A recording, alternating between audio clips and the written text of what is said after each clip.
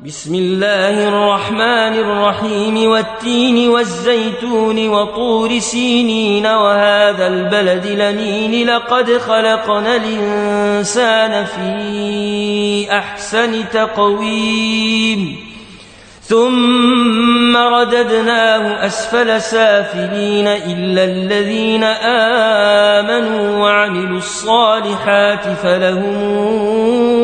أجر غير ممنون فما يكذبك بعد بالدين أليس الله بأحكم الحاكمين